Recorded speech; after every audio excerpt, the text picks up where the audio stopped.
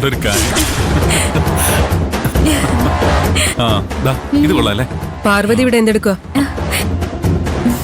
Madam, ഞാൻ കൈലാസ് സാറിന് coffee കൊടുക്കാൻ വന്നതാ. മമ്മി, സിൽവർ ജൂബിലി ഫംഗ്ഷന്റെ വീഡിയോ കാണാൻ ഞാനിവളെ പിടിച്ചിരുത്തിയതാ.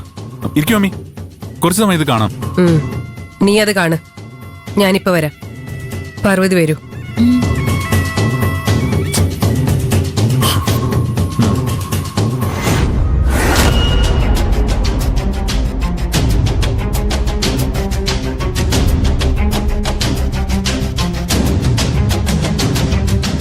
അടുക്കളയിലെ ജോലിയൊക്കെ കഴിഞ്ഞോ പാർവതി? ഇല്ല മാഡം, സാമ്പാറിനുള്ള കഷ്ണങ്ങളൊക്കെ മുറിച്ചു വെച്ചിട്ടുണ്ട്. അവിയലും തോരനുമായി. ചോറും ഇപ്പൊ വെന്തിട്ടുണ്ടാവും.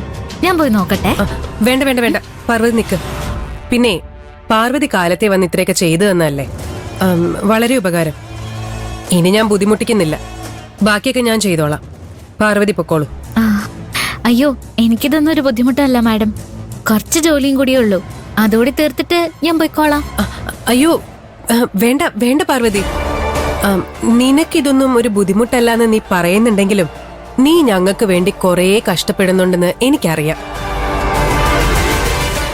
പിന്നെ ഒരാളെ എത്രയാന്ന് വെച്ചാ ബുദ്ധിമുട്ടിക്കുക?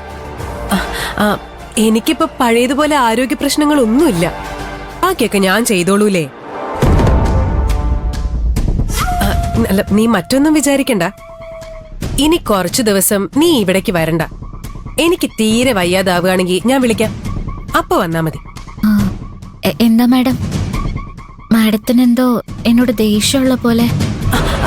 അയ്യോ, പാർവതിയോട് എനിക്ക് എന്തിനാ ദേഷ്യം? എനിക്ക് ഒരു ദേഷ്യവും ഇല്ല. പാർവതി ചെയ്തു തന്ന സഹായങ്ങൾക്കൊക്കെ എനിക്ക് നന്ദിയേ ഉള്ളൂ.